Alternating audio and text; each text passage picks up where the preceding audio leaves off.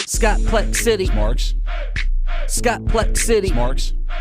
Scott Plex City. Marks. Scott Plex City. Marks.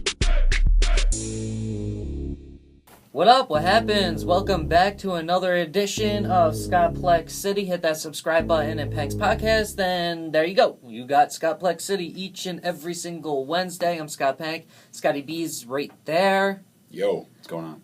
And we'll just start off with WWE not dodging the situation and actually addressing Roman Reigns getting suspended and they even brought up how it was the violation of the wellness policy. So they showed his tweet of him apologizing. I mean, they went all out on this. I think they had to. They really had no choice. Right. They put him in the main event of a major pay-per-view. They just had to do something, and this is probably the only way they could probably do it. Yeah. I mean, plain and simple. Now, there wasn't too many other ways to get around it because with the crowd and how much the crowd is behind the scenes and left behind the curtain, you can't dodge a bullet like this, especially with it being a main eventer. If it was somebody like a Jack Swagger or a Titus O'Neil or, you know, someone on that type of level. Lower card, definitely. Even somebody like Kevin Owens right now, I believe you could get, that could still be tucked away and you don't have to address it. But when you literally have somebody like Roman Reigns who's set to be in the World Heavyweight Championship match, which we'll talk about the name of the title in just a few minutes here, and they're not going to be there for the build-up of it, it kind of now does make it like you got to address it now. Which makes me think that they really found out about this after Money in the Bank and after Raw. Because if they knew about it beforehand, right, they could have done an injury angle at Money in the Bank or at Raw where he's going to be out for a while, and that'd be that. That way they could have just put that under the rug that way, even though they still would have announced that it was the whole wellness policy thing, they still could have acted like, okay, it's an injury. Because they usually do that with other times with some other people. But this time around, I think actually they knew afterwards. So they had to address it. They had no other choice. Roman put him in a crazy situation here, and it's yet to be seen how this is going to affect him, but I honestly think that this is going to hurt him. They backed him into the corner right here. I'm reading stuff where when he comes back, it'll be like some sort of they're going to do like a redemption storyline, which to me is like, wait a minute, he didn't get hurt. He didn't, get hurt with an injury like Rollins, and he's making a comeback to it. The guy did something and screwed up. He did something that he wasn't supposed to do. Yet they're going to give him a redemption storyline, almost kind of like, okay, we're going to give you something that you really shouldn't have. Right. It's just kind too of much rewarding him for doing something that he shouldn't have done. That's not cool. I know that they want to make him the face so bad. Exactly. But I really think the way to get him to be the face... Turn him heel first. Exactly. How did Rocky become the face? He was a heel. Stone Cold Steve Austin was a heel. Yeah. They started cheering him when he was a bad guy. The whole Austin 316 promo, which recently 20 years old. Crazy. That makes me feel so damn old. Also 5 years since the CM Punk promo.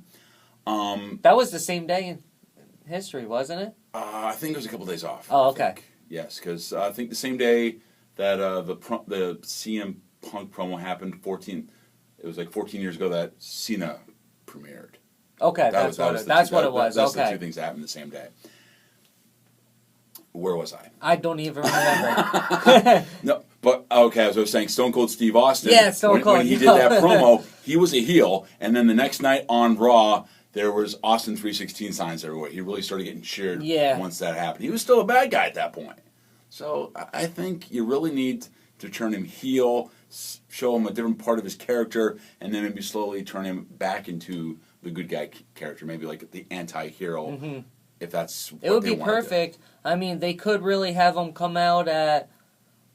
I still think there's a possibility that it's not a triple threat anymore. They're hyping it way too much. They're still going to. I think there's a chance that it's going to get changed somehow. Maybe it becomes a fatal 4-way. That's what they were going to. That's what they were trying to do. In which they made us believe the whole episode, so I give it to them, even though it didn't end up happening like that. But you were led to believe it would. Pretty much at the beginning of the episode, once Rollins beat Cena, I'm like, okay, well, the club came in and cost Cena the match. You know what's going to happen at the end of the show with the Dean Ambrose Styles match. So they kind of made that a little too obvious. I wouldn't be surprised though if they do change it. They couldn't. I mean, they got about a whole month to do it. Because at the end of the day, like Battleground for Triple Threat Shield first time, it just seems like a crappy pay-per-view to have like one of the biggest matches and one of the you don't even have to tell crazy story behind it because the story's already been unfolding in the WWE for years now. So it's not like this is one of the biggest events they could possibly have, and you're really gonna throw it away on Battleground? I think it's due to the fact that the draft is coming up. I think that's the whole reason why. You're gonna separate them? There's no way all three of those guys are gonna be on the same show. Why not? There's just too much star power right there. Are you gonna separate Kevin and Sammy? Probably. They alluded toward it. That's probably one of the reasons why they're having a big match at Battleground too. But why would you separate? You could put like Sammy and Kevin on a show and then put the Shield on a show, and that's like almost equivalent. I think that's probably one of the reasons why, or making you think there's a possibility that's going to happen. That's why they're doing these matches. I think they're really trying to make every single pay-per-view as big as anything else. I mean, nothing's going to surpass WrestleMania. That's always going to be absolutely huge. Yeah, the granddaddy of them all. But they're going to try to make the Rumble, SummerSlam, Battleground, they're all going to make those big pay-per-views just because they are pay-per-views. They're going to make them a lot different than Raw, SmackDown, and any other show. Yeah, and I hope that I really hope they stay away from doing SmackDown pay-per-views. I've seen a schedule. They're going to do it. Yeah, they're going to do the separate ones. I hope they learn from their last mistakes, though. That's that. I mean, I don't mind them. I don't like the fact that they're doing it, but I can understand why they're doing it. And at the same time, it's like, as long as they don't do like maybe 2 a month or something like that, maybe have, like they did it before, 1 month be a Raw one, 1 month be a SmackDown one. You can, that way you can stretch feuds a little bit longer. And just because it's a SmackDown pay-per-view doesn't mean you can't have a Raw match on it. Or even in an NXT match. You could have like, imagine be like, be like beginning of the pay-per-view matches, you have like a Raw and you have an NXT match and it's like, hey, NXT, Thursday nights, WWE Network, Monday Night Raw, you know what time it's on. I think that's just good to just take away from the whole brand exclusive thing. That's what they're looking for with that. So Seth Rollins in the beginning of Raw, he comes out, he cuts the promo, he says all the stuff about Roman being suspended, which leads into the matches we talked about. Seth, he takes on John Cena. Then later on, he's doing commentary. Well, Dean is taken on AJ Styles. Yes. And so basically, they both lose. So it still stays a triple threat match here. We also learned that Steph absolutely truly hates Dean Ambrose. Totally going heel. I mean, when this whole thing kind of started, she was heel, but she was kind of getting along with Shane, and now once again she seems to be totally heelish again. She seems to be totally heelish when she's just running the show herself. Right. But when Shane's around, she seems to be... She's two-faced. Yeah. So I think that's where they're going to go with that. This basically shows you that it's definitely going to be Steph and Shane running those shows. This whole thing with bringing in Corporate Kane, he wants to run Raw, and Teddy Long wants to run Raw. And I wouldn't be surprised if they bring in Vicky Guerrero for a show, saying that she wants to. Right. None of that's going to happen. It's going to be Shane and Steph running one of the shows. I would agree 100%. Dean Ambrose as WWE champion. I love him as champion, but I feel like there's something missing. And what is that? You don't know. I don't know. I really don't. I just feel that there's something missing. I love Dean Ambrose. He's seriously my favorite. He is my favorite right now. But I just feel that there's something missing. Maybe it's the fact that he doesn't have too much of a understory, and it's kind of just being built now. But there's just something not there. Maybe it's the way he dresses. I like that. I don't know. He's just maybe it's one of those guys who just doesn't care. He's kind of a modern day Stone Cold. That's the way I like about him. He comes around, kicks everyone's butt. He's insane. He runs the asylum and all that kind of stuff. I like that. But I think he needs to be. I think he needs to be a little more aggressive. I think maybe that's what I think is missing. Stone Cold had that in-your-face attitude. Dean Ambrose don't. Yeah, he's just kind of like, whatever. I think he needs a little bit more character development. I love Dean Ambrose. I love him.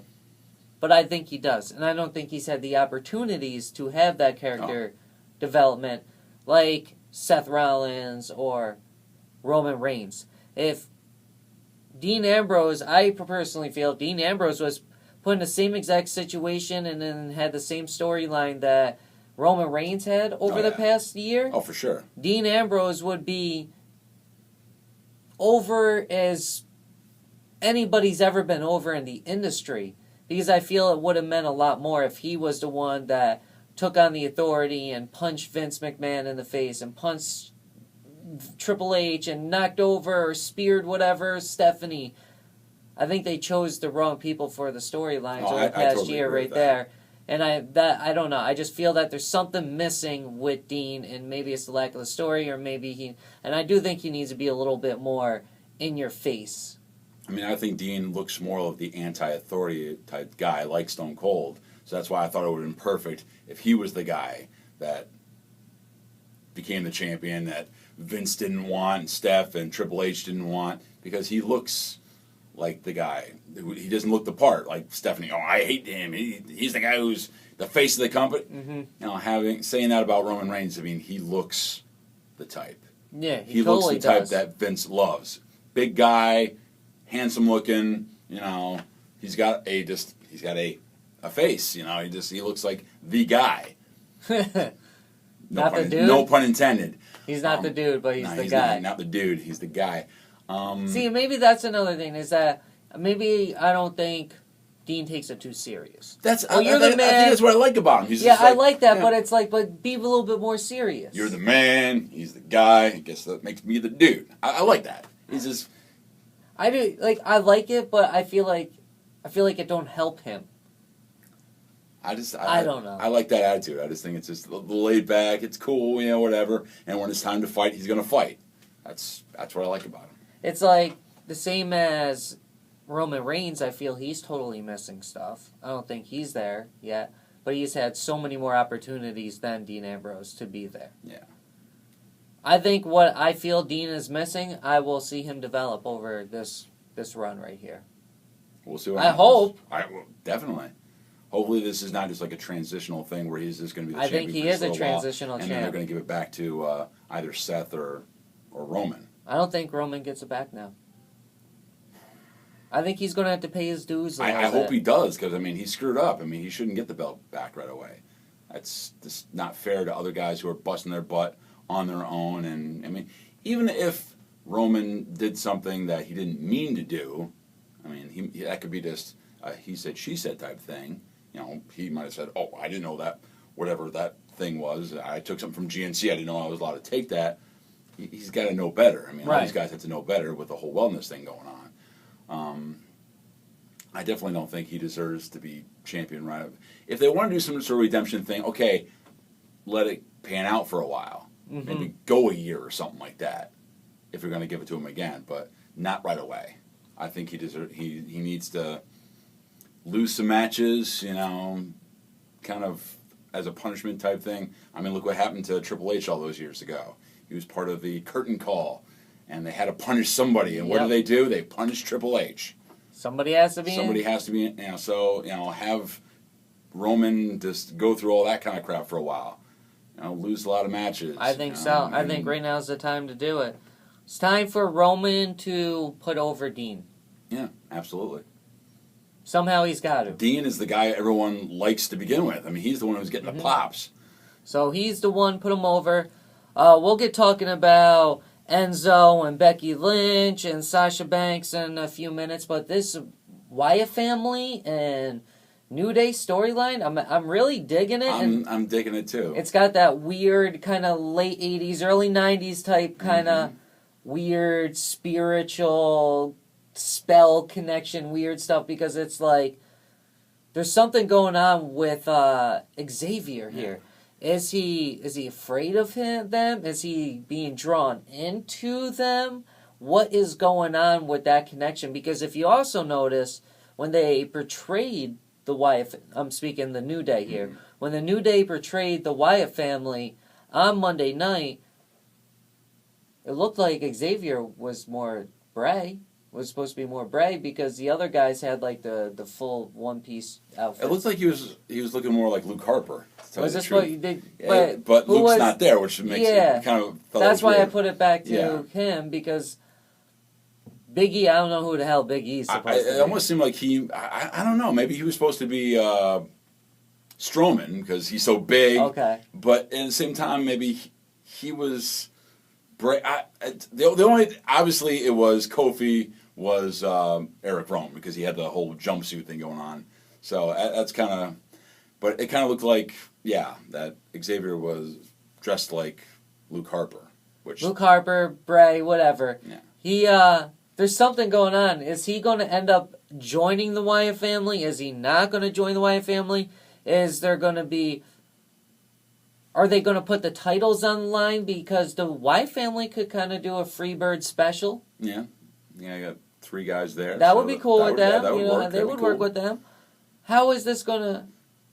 I'm wondering, too, because that first time around, those two were, face-to-face. It seemed like Xavier was getting some sort of brainwash. He was getting brainwashed. Right. He was like, or just... He started like walking towards him and stuff like that. Like, okay, is he casting some sort of spell on him or something like that? Second time around, it just seemed that Xavier was scared. That he doesn't. Oh, totally is scared. So. Even like in the backstage segment, he didn't really know what to say. He's just like, let's get out of here, guy. Like he's like he is supposed to be like the kid of the group and the young buck and love his video games. You come along with this ain't Call of Duty now, pretty much. You know what I mean? It's like the Call of Duty guy that loves war because he plays Call of Duty, and then he goes and enlists in the military, and then his ass is in Iraq, and he's like, "Oh wait, this is not what I thought it was going to be." Signed up for. Now I'm not saying that's a direct comparison, but that's like he's like, "Oh wow, I'm now really in the situation, and this is." No, this is not cool. What it is. So it's cool because not only is it like, will the championships be on the line? Will Xavier join the Wyatts? Will he not join the Wyatts? If he joins the Wyatts, will there be a fight to get him back? How does this go? Because honestly, Wyatt's first New Day, that could be a really great SummerSlam moment. I mean, I wouldn't be surprised if they do the whole thing with Xavier, because I think they really tried doing that with Daniel Bryan a few years back. And basically, the crowd wasn't going for it, and they quickly turned him around very, very quick. I mean, it was like he joined the Wyatts, and then it seemed like maybe 2 weeks later he was back to his old self. So maybe that's what they're trying to do this time around. They'll have it go a little bit longer. I think Bray's better this time around, and his promos are more direct. Yeah, they're not as confused, and they're still crazy and weird, but now they're more direct and they make more sense. And I think that's going to be awesome for Bray Wyatt. We'll get talking about Enzo, Becky Lynch, few seconds here. We're also going to talk about the WWE World Heavyweight Championship, the WWE title. What is going on with all that? We'll talk about that in a minute. But Sasha Banks and Paige, Charlotte, Dana Brooke, they all had a match with Sasha and Paige versus Charlotte and Dana Brooke. Is Dana kind of becoming like the jobber of the women's division? She didn't mess up. First of all, this is her first Raw. She didn't mess up in weeks. She took that elbow punch, whatever, from Sasha and sold that good. But is she the start of the jobber for women? I don't know about that era? So much. I think it's basically since she is aligned with Charlotte to make Charlotte look strong, so Charlotte's not losing all that much. Have Dana Brooke take the fall. I think that's where they're kind of going with this. Does Dana Brooke deserve a feud with Charlotte when they break up? I don't know. I really think Dana needs to go back down to NXT for a while. And a costume change. I like the character itself. I just think she needs a little more ring time. Yeah, she needs a little more development. Yeah. Highlight reel had Kevin Owens and Sami Zayn took a trip down memory lane. They both did a super kick to knock out Jericho. Drink it in, man. Bomb! Super kick down. Now you down. Take that, take that, take that. But Kevin Owens, Sami Zayn, they basically said, let's do this because the draft's coming up, and we will do our draft next week. Oh my gosh, yeah. It's coming So next week, get ready for that. We'll be doing our mock draft next week. That will be on the 6th, I believe. That works for me. Yeah. The 6th, we'll have our draft. So they said, well, since the draft's coming up, let's do this, let's end it all. And Kevin's like, listen, I've told you over and over again, it's nothing personal. It's just business to make my career better. You're the one that ruined the friendship. You're the one that took it personal. Yeah. I love it. It's just so good. No title involved. It don't need it. They're really just letting them go. So it's great to see them do that for these two. It's just crazy that these guys have been feuding for so long in the independents, and they keep on going. Did it in the Indies, did it in Ring of Honor, NXT, and then they're bringing it to the main roster. It doesn't get any better than that. Yeah, it just tells a great story. It's going to be one of the best feuds of this decade. Oh yeah, for sure. Enzo and Big Cass defeated two jobbers, and there was the Social Outcast came out and they did their little segment. And I don't want to see no Enzo and Big Cass versus Social Outcast at all. But it was kind of funny, the whole hard thing that they did. Like, no, I'm hard. No, I'm the hardest. I'm hard. Like that. I will say. Are they? Wow, they're kind of pushing the boundaries. Where's Val Venus? Yeah, no kidding. It's like, hello, ladies. I was just waiting for it because I was like, that was straight out of a Val Venus storyline right there. I don't want to see it, but that was the only good thing about that part right there. But it's a nice way to try to start pushing the Social Outcasts again, because they had been away for a while. I guess they're in the movie with the Miz, that new Marine 5, so that's why they were away for a little while. So try to push them back into the TV scene. Good way of doing that is getting some time with Enzo and Big Cass. So yeah, that definitely get the rub right there. Mm-hmm. The Miz, speaking of him, he was forced to defend his championship because you have to do it once every 30 days. Which is a bunch of crap. Yep, Kane's petitioning to do his to be General Manager SmackDown. Stephanie steals his idea, so that's just another heel little thing Stephanie does. Kane won, but he didn't win the championship because he won via countout. Yes. So it was a good match. Because Maurice was acting. Mm-hmm. Looked like she got hurt, and she was acting. When do you think she gets back in the ring?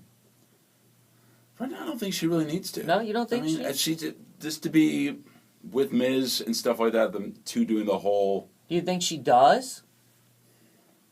I would like to see her. I think the universe would. If they really need to put her in the ring, but they got so many really great wrestlers right now. She was okay in the ring. She wasn't all that great, but... right now, I don't think they need someone like her in the women's division. But possibly, maybe down the road, if they're going to split up the brands, maybe down the line she goes there. Do they split her and Miz? I hope not. They work too well together. Yeah, you can't split that. You can't split a manager.